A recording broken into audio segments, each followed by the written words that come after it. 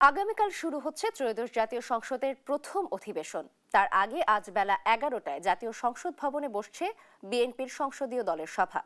সংসদের সরকার দলীয় সভাকক্ষে এ সভায় সভাপতিত্ব করবেন সংসদ নেতা প্রধানমন্ত্রী তারেক রহমান।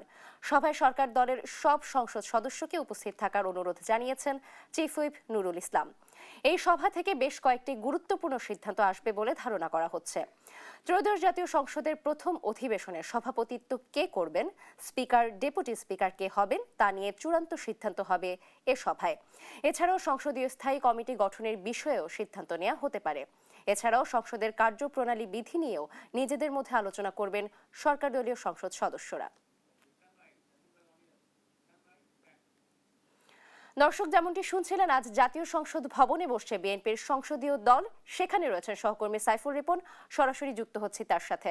সাইফুল, আজকের সরকার দলীয় সংসদ সদস্যদের সভায় কি কি বিষয় আলোচনা হতে পারে, কি তথ্য আছে আপনার কাছে এ ব্যাপারে?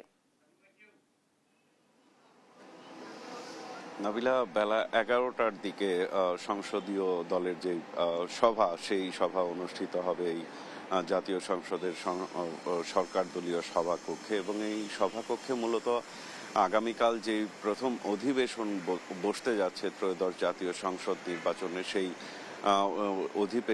অধিবেশনটির সভাপতিত্ব কে করবেন, সেখানে স্পিকার কে হবেন, ডেপুটি স্পিকার কে হবেন, সেই বিষয়গুলো কিন্তু চূড়ান্ত করার জন্য মূলত আজকের এই সরকার দলীয় সংসদ সদস্যদের নিয়ে সরকার দলীয় নেতা তিনি এই সভাটি আহ্বান করেছেন। এবং এই সভায় বিভিন্ন বিষয়ে যে জাতীয় স্থায়ী কমিটি থাকে, সংসদীয় স্থায়ী কমিটি, সেই সংসদীয় স্থায়ী কমিটি গঠনের বিষয়েও সিদ্ধান্ত আসতে পারে। এর পাশাপাশি বিভিন্ন যে কার্যপ্রণালী, সেই কার্যপ্রণালীগুলো নিয়ে আলাপ আলোচনা হবে। এবং যে এবারের জাতীয় সংসদ নির্বাচনে বিপুল সংখ্যক সংসদ সদস্য রয়েছেন যারা প্রথমবারের মতো নির্বাচিত হয়েছেন, তাদের প্রতিও সরকার দলীয় নেতার পক্ষে, সংসদীয় নেতার পক্ষ থেকে কিন্তু বিভিন্ন ধরনের নির্দেশনা দেওয়া হবে। আমরা যেমনটি জেনেছিলাম যে এর আগে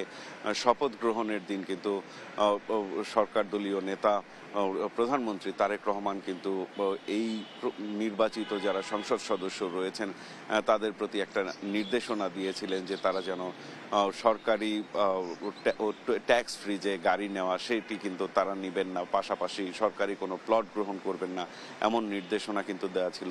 এছাড়াও সংসদীয় আচরণবিধির মধ্যেও বিভিন্ন ধরনের বিষয় থাকে যেই বিষয়গুলো আসলে প্রথমবার যারা সংসদ সদস্য হিসেবে নির্বাচিত হয়ে এসছেন তাদের জন্য নতুন, এবং সেই সব বিষয়েও কিন্তু আজকে নির্দেশনা দেওয়া হবে। এবং এছাড়াও সংসদীয় যে উপনেতা নির্বাচন, সেটি নিয়েও আলোচনা হতে পারে।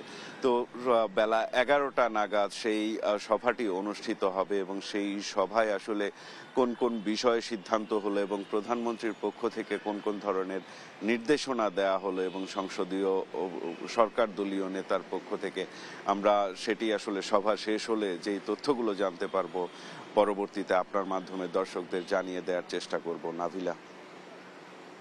সাইফুল, ধন্যবাদ আপনাকে। দর্শক, আপনারা শুনছিলেন আজকের সরকার দলীয় সভার সম্ভাব্য আলোচিত বিষয়গুলো নিয়ে কথা বলছিলেন আমাদের সহকর্মী।